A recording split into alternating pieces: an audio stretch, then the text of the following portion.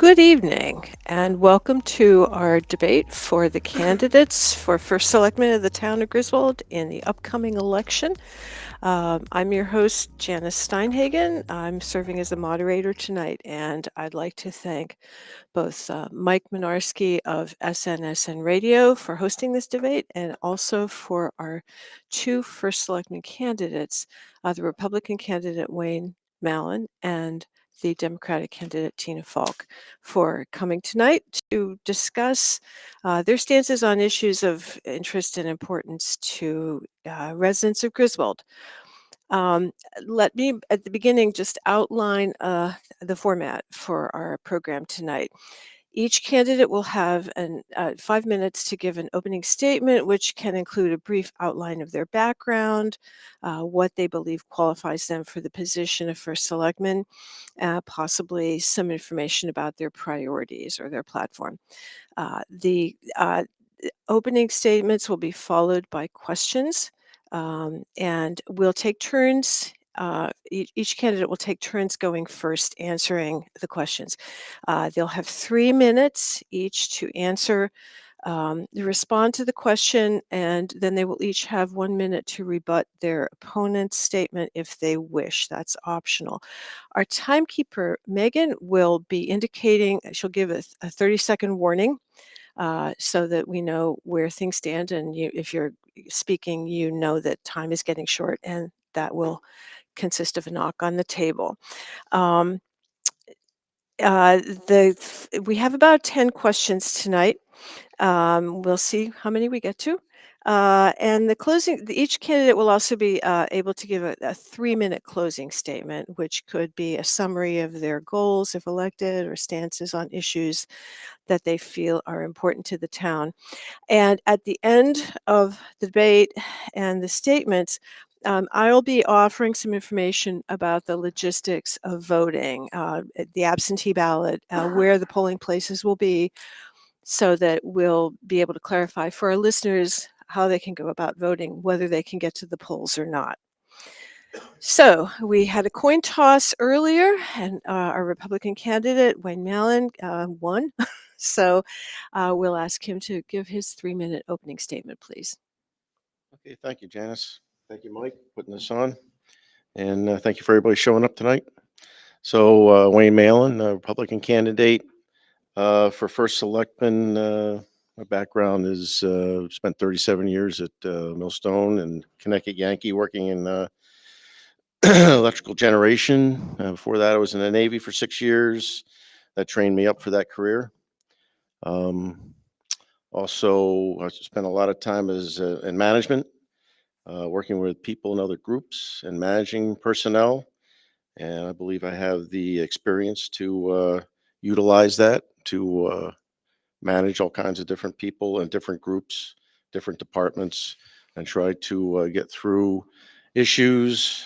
My background, I was able to get through troubleshooting a lot of issues at Millstone as part of my background, and that's where I believe I have a big strength in providing to the town to get through some of the things looking ahead for us as far as economic development, the infrastructure project, and some personnel issues.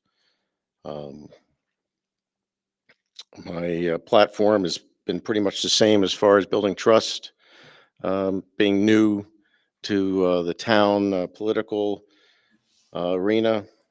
I don't have any personal agendas, don't have any preconceptions of what's going on. So going in there with fresh eyes and looking to provide forward-looking leadership and moving the town forward, keeping the town in a small town feel, but also we got to bring in commercial development along the 395 corridor and utilize what we have available in the main street in Jewett City. And that's pretty much what I've got to say. Thank you so much, Wayne. Tina, could you please respond to that? Yes, first, thank you, Janice. Thank you, Mike. And it's nice to see everybody here. My name is Tina Falck, and I am the Democratic candidate for First Selectman for the town of Griswold. I am unaffiliated. However, I have been endorsed by the Democratic Town Committee, and they have a very strong slate. I'm running with my friend, Rich Grabowski, and I'm excited and happy to be doing so. I have lived in Griswold for over 36 years. I am an employee of the town of Griswold for 17 years in the role of senior center director for all of those years, also social services for the town, across town, and municipal agent for the elderly. I am familiar with government. I am comfortable working with the departments, the various committees. Um, I have experience with grant writing. I'm very, very comfortable with budget, and I think that I have the qualities and the experience to move Griswold forward. The hot button topics, as we know, economic development. I have some very good ideas along that line. I am comfortable moving forward. Griswold has to move forward. It seems that we've come to almost a standstill on some of the projects that were moving forward. And I'd like the opportunity to get those projects back on track and move them forward and keep them moving quickly. I would like to bring honesty back to the town, openness, and know that when somebody comes into town, if there are problems, they will be addressed quickly, honestly, and there's always going to be somebody in that office to help the people that need the help or answer the questions that are coming through the town hall. That's it. Thank you so much, Tina. Our first question will be directed to you first, but you'll both have a chance to answer. Many Griswold residents revel in the rural environment and the natural beauty of our state parks and forests. Others, however, point to neighboring towns that have lowered the tax burden on their residents by accepting large-scale commercial or industrial development, such as data or distribution centers. What kinds of commercial or industrial development do you envision for Griswold, and where and how do you believe it should be encouraged? Okay, thank you. Well, we have the infrastructure project going on 164. I think that that needs to move forward. I know that bids are due at the beginning of November for the infrastructure there. So we'll see how we've got to keep that going forward. And I do agree that the rural part of Griswold is very, very important. I am a member of the Friends of Patchogue Forest. I believe that there are areas of our town that need to remain the way that they are, our state parks, our state forests. That's very appealing to people. But we have 164, we have 395, we have 201. And there were projects that, as I said, seemed to be moving forward, progress being made, and then suddenly we didn't hear any more about it. I believe, and I have good reason to believe, that the data center project, as we know, it backed out of Griswold, it moved to Waterford, and they're looking at other areas. But I have good reason to believe, after conversation, that there is hope and a possibility to resume the conversation for data center coming back into our town. Thank you, Tina. Wayne, could you please respond to the same question? So economic development, as Tina said, yes, that's the number one priority. The infrastructure is also a big project that needs to keep moving forward. We're in agreement with that. Also, I had the opportunity to go to a Republican town committee in Plainfield and talk to the first selectman up there, and he has a very interesting business model up there that I think would work really well with this town. And that would take some conversations to get involved with that. Um, the the whole thing with the data center, I also agree with Tina. I think there's an opportunity there also to get that back. That's going to be the town hall and the leadership to go after it. And also, and we need to provide some marketing for the town and get it out there and look at what we have available, get it out there, advertise it, make Griswold more welcoming. Um, and we also need to communicate what's going on. I don't think that's happened the last couple of years. Things have fallen through. Nothing was told about anybody. Like Tina said, nobody knew anything about it. And we need to be open, communicating, let people know what's going on, whether they like to hear it or not. But at least we're honest about it and we know what's going on. Um, that's all I can say about it. Thank you, Wayne. Tina, did you have any further comment on that I do question? not, no. And Wayne? Nope. Okay. All right, Wayne, this is directed to you first. What do you consider to be the town's best assets, and how do you foresee using your skill set to enhance the quality of life for town residents? We have several assets, I believe.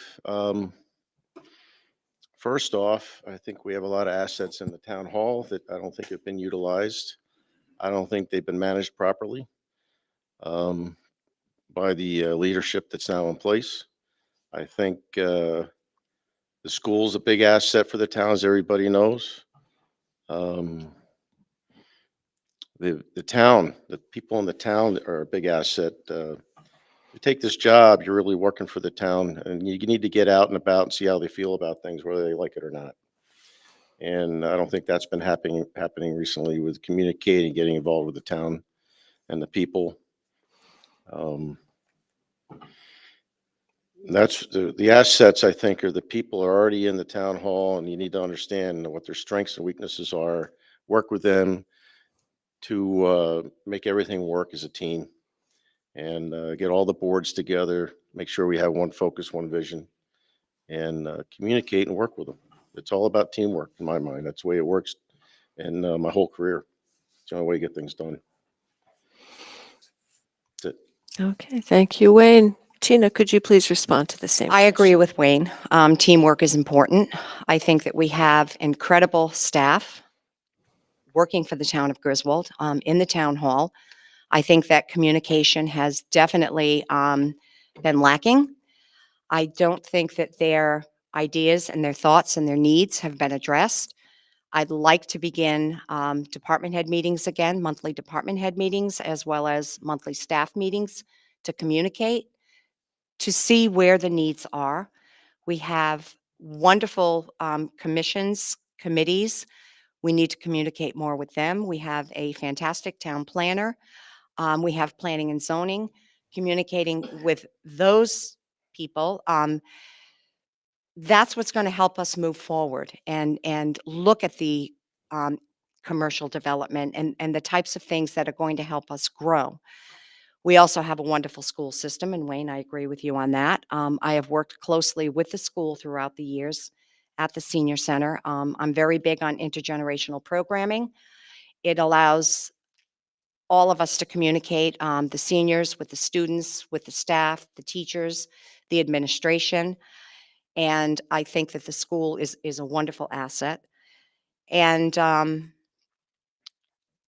I think bringing all of those parties together and unifying those groups of people, you will see progress made in Griswold. All right. Thank you, Tina. Wayne, could you please respond to the same question? I thought I answered that question first. Oh, you did. Trying to trick me, huh? My Okay. mistake. My mistake. And I even Sit have over my here. little cheat sheet here. My apologies. All right. Do either of you have anything further to add to the comments? No, I'm fine, thank you. I'm good. All right. Okay. Now we're going to question 3. And Tina, I have you down to answer this one first. The town's government structure has long consisted of a 3-member select board. What are your thoughts on altering that structure from 3 members to 5, or from a select board to a town manager form of government? Okay. This seems to be a topic that has been coming up quite frequently. There's been a lot of buzz about our form of government. And currently, as we know, we have a 3-member board of selectmen. And the first thing that has to happen is the Board of Selectmen has to be the Board of Selectmen. Right now, we don't seem to be operating on a 3-member Board of Selectmen. So what do we want in the future? We've had suggestions. Some people feel that we should have maybe a 5-member Board of Selectmen. I've heard discussion about a board with a town manager. And I think that there are a number of people who have to be involved with this conversation before a decision is made. I know that I think we tried to do this in the past, and it really didn't go very well. It didn't pass. So we're still with a 3-member Board of Selectmen. But I do think that you have to have people throughout the community, different people from whether it's a committee or businesses, to sit and have the conversation. What's best going forward? What will work best for our government? Do we keep it the same? Do we change it? I'm open to discussion. I think the discussion should take place, and that's the direction that I'm going to go in. Thank you, Tina. Wayne, could you please respond to that question? I'm all for a expansion if the town people agree with it. Like Tina said, we have to have that conversation. And her observation of what's happened the last couple of years with some of the dysfunction in the Board of Selectmen right now. Some of the decisions have been made pretty much by one individual, and that's not going to help the town. It needs to be, you've got 2 other people there with a lot of experience and a lot of, I guess, good management skills, experience in the town that could have been utilized to help us get through a lot of the things and make the town better. And I don't think that was done very well last 2 years. I think we need to get more eyes on the problems. It also opens up opportunities for the borough to be on the board, other people with some other experiences to bring to the table, and to allow us and give us more opportunities to move forward and work with the town and the boards. I agree with a lot of things going forward. I'm not ready. I don't think the town's ready for a town manager, town council yet. I got a lot of feedback on the question I asked a week or 2 ago about that. But I think there was some feedback that they would be looking at a Board of Selectmen be expanded to 5. But we have to work through that, and we'd have to bring that to the town people, and we'd have to get the message out and what the positives, the pros are against the cons to do that. That's it. Okay, thank you, Wayne. Tina, did you have anything further to add? Yeah, the one thing that I probably that I did miss is that I think it's very important to bring the borough into all of these conversations moving forward. I think that the borough is a vital part of this decision making, because it's a very, very big step. It's a very big decision, and the borough will need to be part of that. Thank you. Wayne, anything further on this question? I'm glad she brought that up because the borough wasn't treated very well in the last couple of years. So, and that needs to be fixed. I think we're both on the same page as far as resolving that relationship with the town and move forward from that. And but they need to be involved. If we do expand, we need to get them involved a lot more in the decision making. All right. Thank you very much, Wayne. And actually, the next question feeds right into what you were discussing, and you get to answer it first. How do you perceive the relationship between the borough of Jewett City and the town of Griswold? Now that the 2 municipalities no longer share office space, do you expect that the relationship will be less cooperative, and should it be? Going forward, I don't think it's going to be less cooperative. I think it's going to improve. If I'm in, I'm going to work towards resolving and fixing that relationship. That'll be one of my focuses. I've already talked to some of the board members and the borough warden also about this issue, and try to understand how it got there. And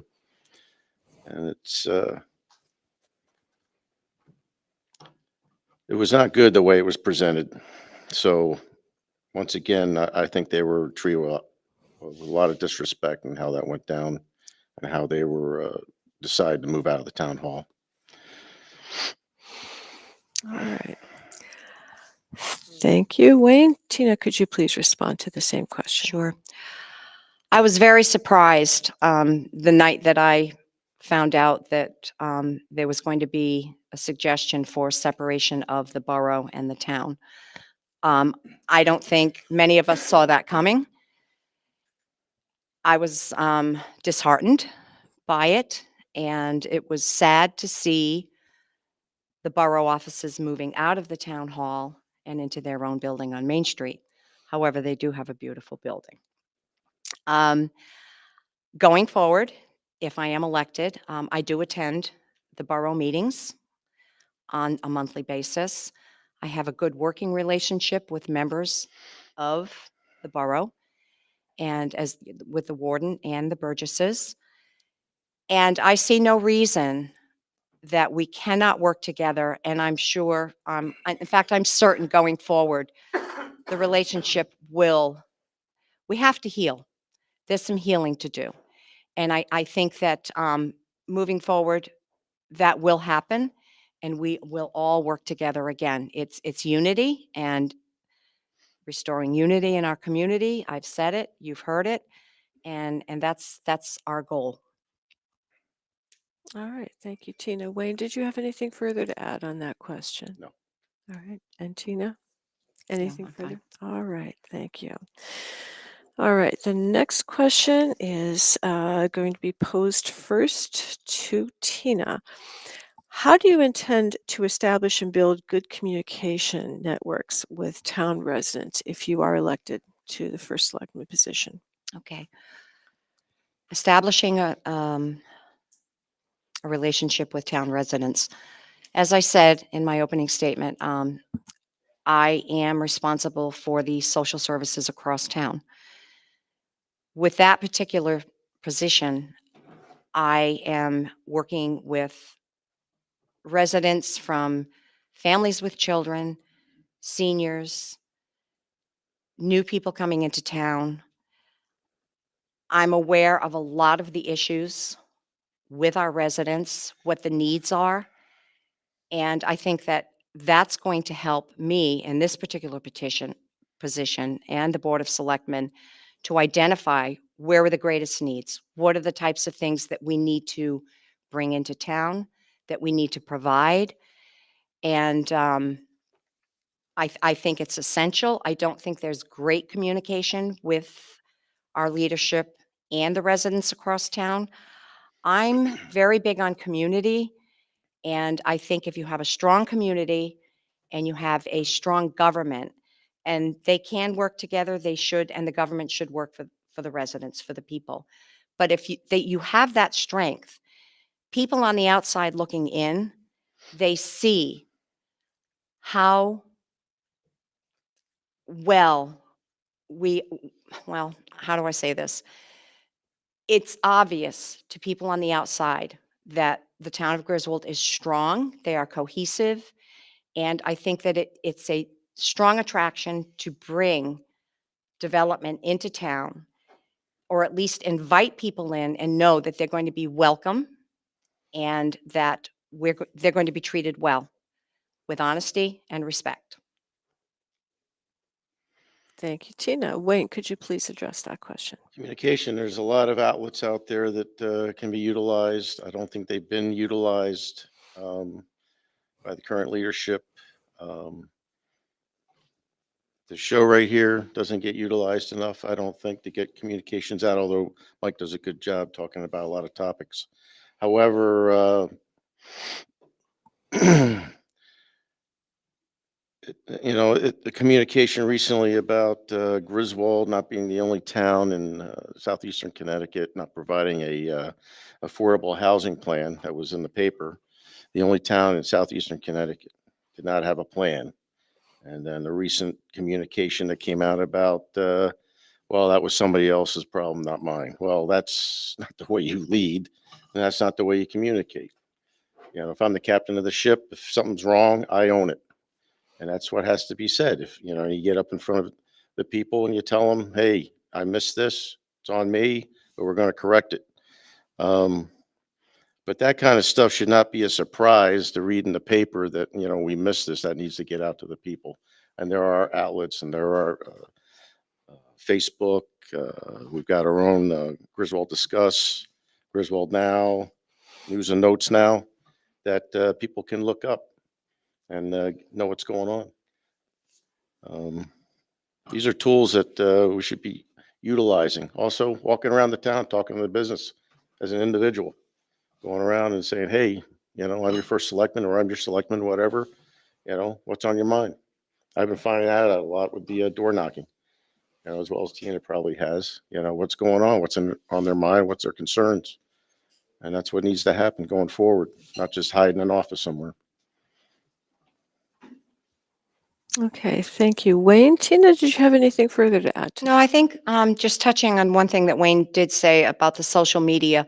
Social media can be a valuable tool, but we have to be sure that what we are putting out on social media is accurate, it's honest, and well understood. So social media is also very important. Okay, Wayne, anything further? Okay, thank you. The next question is posed first to Wayne. A large number of abandoned businesses, storefronts, and industrial sites detract from the town's beauty and negatively impact the quality of life for residents. What, if anything, do you hope to do to enforce or strengthen the town's existing blight ordinance? Well, I know it's going to take money to do all that. And I also know in discussions with some people on the Economic Development Commission and moving forward that some of these businesses don't want to do anything about it. And they own the businesses. There's really not a lot you can do except try to keep talking to them to do something. I know there's been some projects talked about fixing up the facades in the town to make them look better. And that requires money also. So that's got to be discussed moving forward to see what we can do to bring money in. But the thing is like everything else that I've been hearing complaints about our roads and how we're going to get ahead of that. This is all money that we need. And the only way to do that is, bringing business in and bringing revenue in. So we have that money available to move forward with those projects.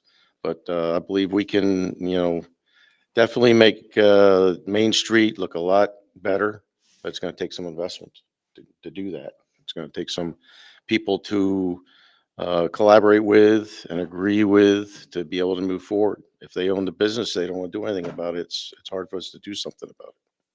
So that's it. Okay, thank you, Wayne. Tina, could you please address that question? Sure. My understanding is that we currently have a blight officer on a very part-time basis.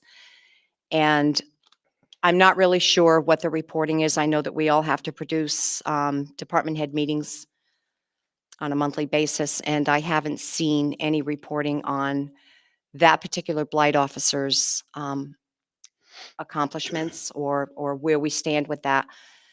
We do have an ordinance committee. I think that the blight ordinance or a blight ordinance needs to be established.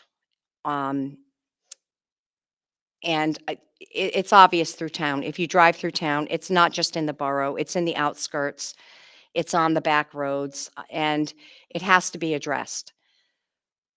We have, I don't know. I don't know how we go forward with it. But again, we have to talk with the ordinance committee. We have to see where can we go with this? How can we pass it? And yes, you talk about the roads, you talk about the businesses on Main Street, grant money also. Economic development is going to be essential. It all comes down to economic development. Everything that we want to do to better our town all comes down to economic development. But definitely the blight, it has to be addressed.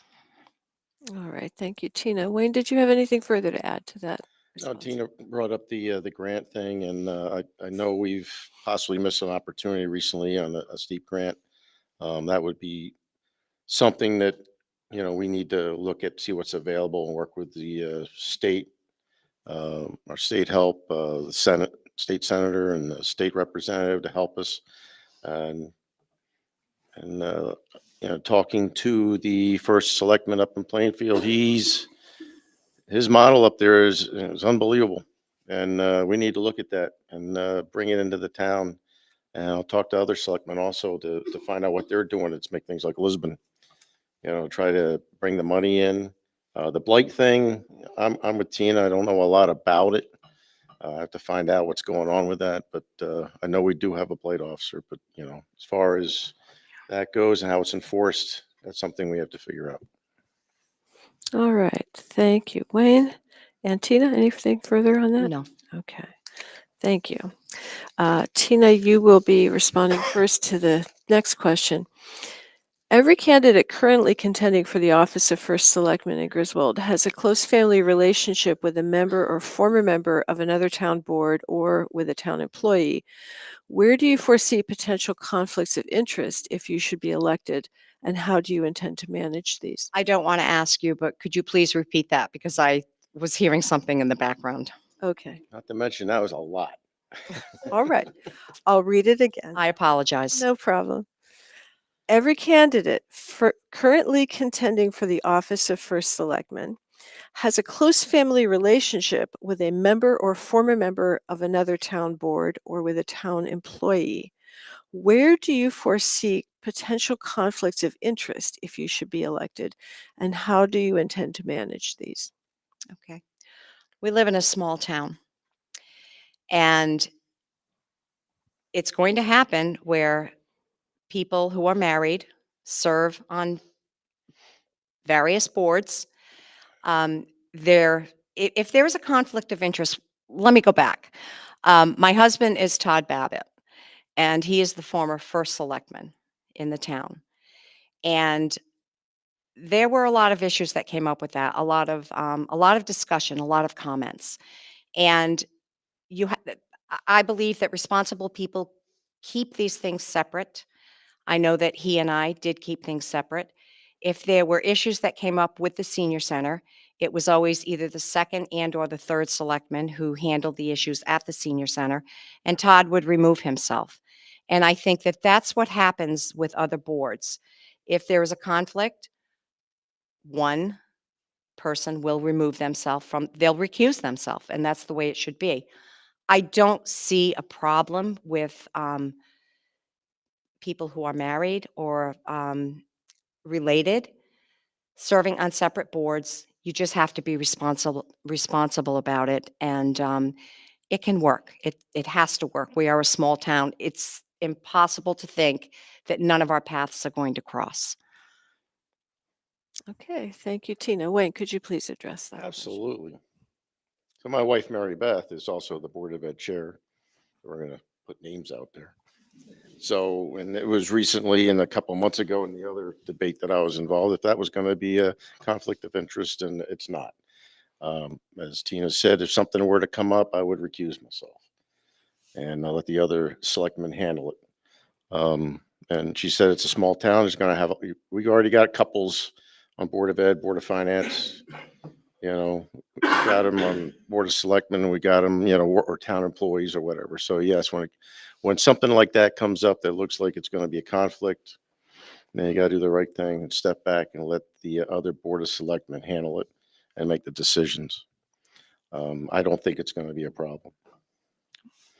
All right, thank you, Wayne. Tina, anything further on that question? No, the only thing that I would say too, going forward, if I am elected and I'm in that first selectman seat, Todd is also the director of public works. So when issues come up with staffing for public works, it would pass on to the second selectman. There would be another selectman who would handle those particular issues. It would not be me, nor should it be me. Okay, and Wayne, did you have anything further? Nothing else. Thank you very much. Wayne, you will respond first to the next question. Voter participation has been historically low in town elections of the recent past. However, some states outside Connecticut have taken measures to roll back non-traditional voting methods such as mail-in voting or to otherwise restrict access to the polls. What do you believe can be done to reverse the trend of voter apathy in Griswold? And what is your stance on increasing voter participation and access? I think what we've been doing recently, door knocking, getting people involved in the voting process, getting them out, get them trying to look at this type of stuff with the debate. You know, when I've been door knocking the last couple of days, I've been putting out there's a debate on tonight. She'd really tune in and see what's going on and have, get out and vote and have a say in how you want the town run and look at your candidates. Um, as far as absentee ballots and stuff like that and mail-in ballots. Um, I've always been doing this since 1976. I've always shown up with my license and ID, and as long as you're physically able, I think you should be still doing that. That's the only way you can really say it's been an honest election. I know you got troops overseas that can mail in. You've got people with medical issues that can't make it, and things like that. So, but I think it's getting way beyond what absentee ballots and mail-in ballots are supposed to be about. I really think you need to show up as part of your duty as a citizen, United States of America, and for this town, and show up and vote. And if you don't vote and you don't like the way things are done, then I don't know what to say about that. But look at yourself. All right, thank you, Wayne. Tina, could you please address that question? Sure. Yes, the door knocking and encouraging people, talking to as many people as you can, encouraging them to go out and vote on November 7th or in any election is important. I have seen that people have become more complacent about going out to vote. And I'm not really sure why. I don't know if it's because they're discouraged or um, they don't have the confidence in our government. So I think that we do need to change that. I think that we need to make our elections much more appealing, much more exciting. Having debates like this, very important. Social media, also very important. But we do have a pretty large population in town, and I'm saying this from my hat as senior center director, that they're not able to get out and vote. So I do think that the absentee ballots are very, very important. And the early voting, I'm not opposed to it, but I agree with Wayne in saying that if you can, you should go down to the polls, pull out your license, and vote. But I think that the alternative methods of voting are very, very important for certain population. All right, thank you, Tina. Wayne, did you have anything to add to that? No, I don't. All right, Tina? Tina, No, did you, nothing? no. Okay. All right, thank you. Okay, Tina, this question is addressed to you first. The Board of Selectmen is currently considering a short-term rental ordinance to control rentals of property in town through such platforms as Airbnb. How do you think the town should proceed on this issue to balance the rights of private property owners with those of their neighbors and the town at large? Well, I think the town should proceed very carefully. I think that there's a lot that needs to be addressed, looked at, researched. I'm not opposed to it, but I'm not for it.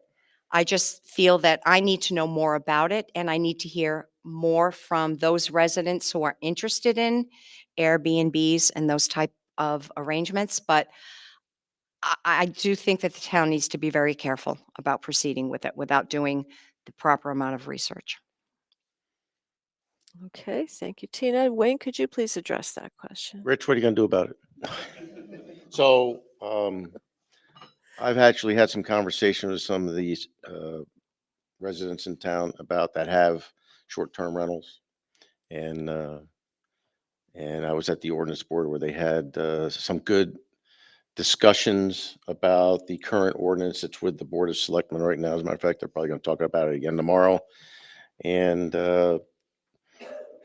very familiar with the chairman of the ordinance board, and I think the people that are involved in this want to work with the ordinance board to make it work for both sides, make it work for the town, make it work for them. We've got this stuff going on now. And so we got to come with some kind of resolution because it is happening right now. We got B&Bs, we got bed and breakfasts, Airbnb, and short-term rentals going on right now. So there's got to be some way to address it. We got to have rules in place.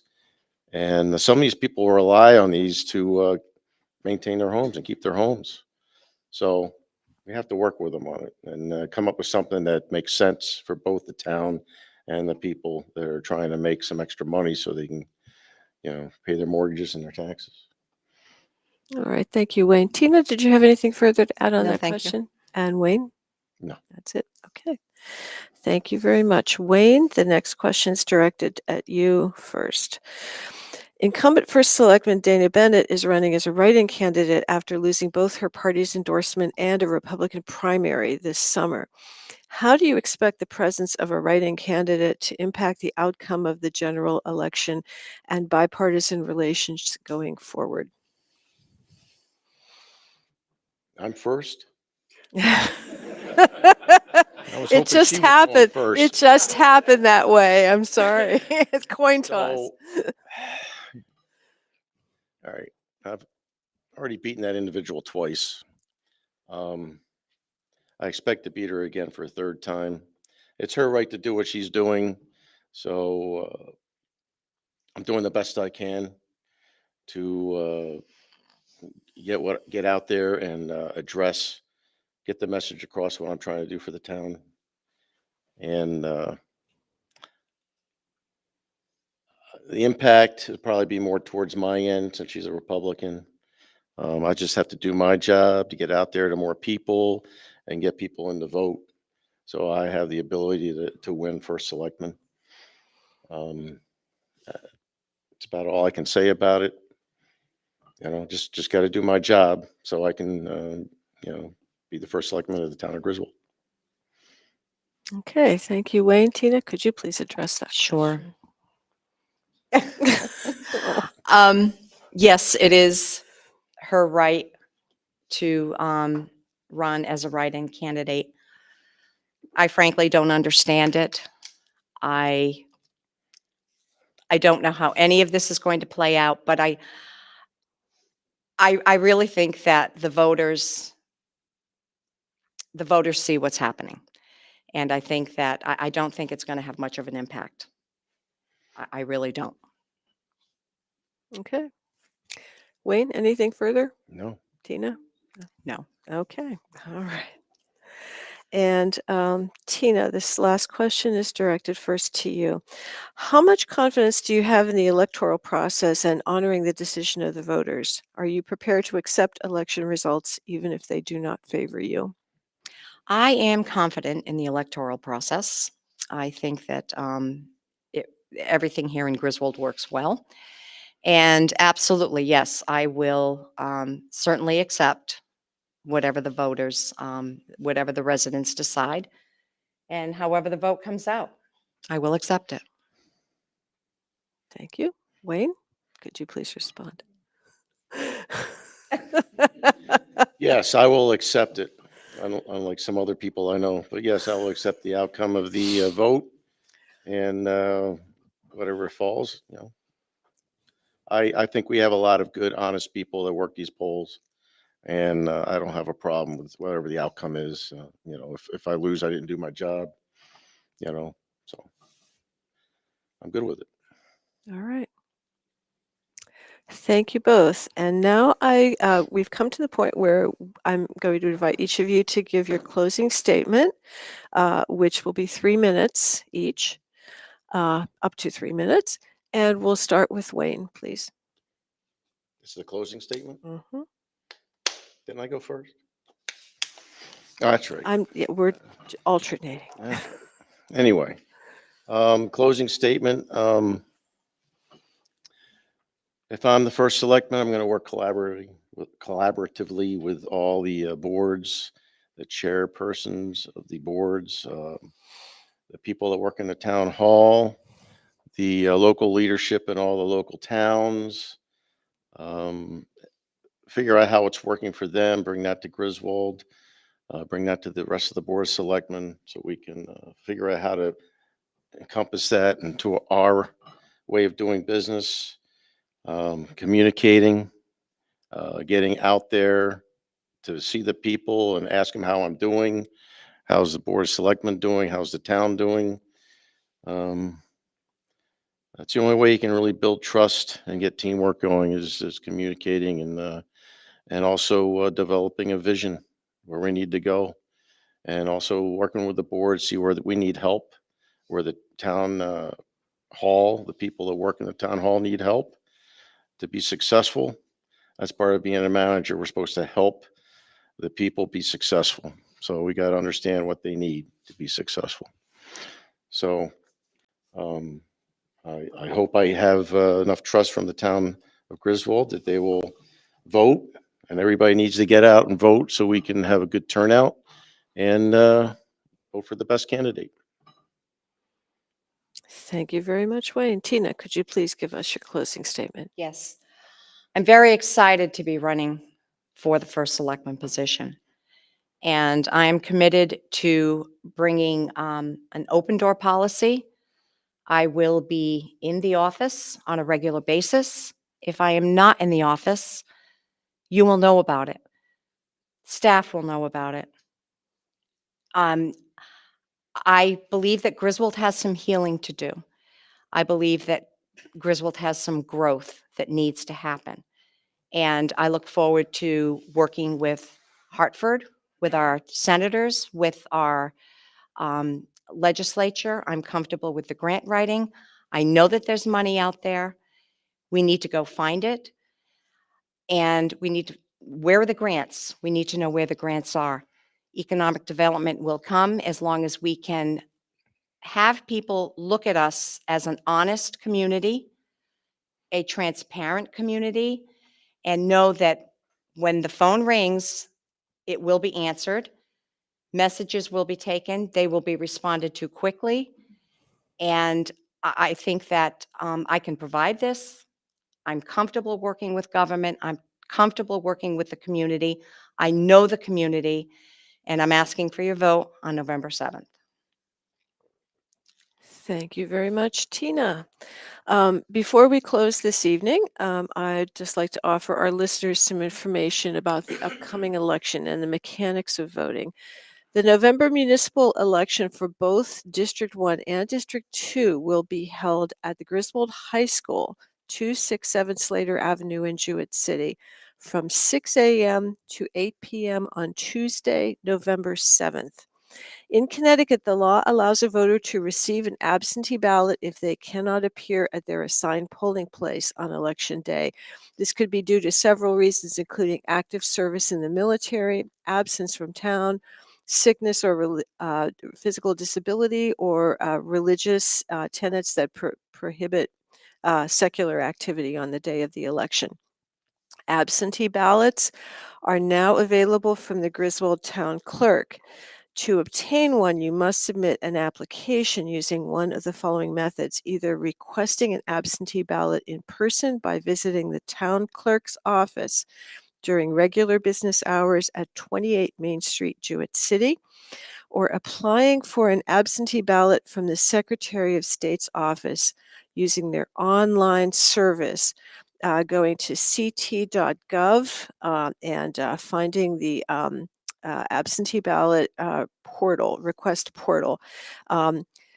In both cases, you will print and return the completed application to the town clerk's office.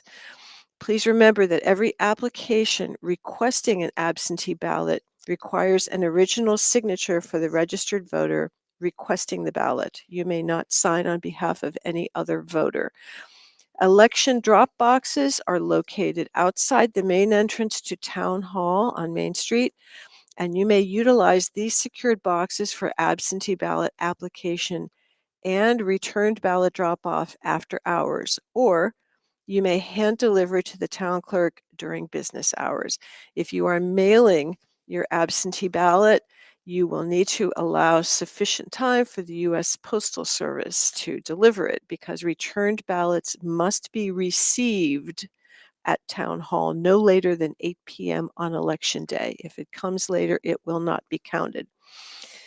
The Griswold Town Clerk's mailing address is Griswold Town Clerk, 28 Main Street, Jewett City, Connecticut, 06351. If you have any questions regarding absentee ballots, you can call Town Hall at 860-376-7060, extension 2100, or you can go to townclerk at griswold-ct.org. Questions regarding the municipal election or your voter status or eligibility may be directed to the Registrar of Voters at rovdem@griswold-ct.org or rovrep@griswoldct.org, or you can call Town Hall at 860-376-7060, extension 2208 or 2210. And with all of that information, I would like to once again thank our candidates, Tina Falck and Wayne Malin, for coming and offering their views and their opinions and their input about what they see as the future of the town. And I would also like to thank Mike Minarski of SNSN Radio for hosting this debate, and our timekeeper, Megan, who always does a wonderful job. This is Janice Steinhagen, your moderator. Thank you so much for listening this evening.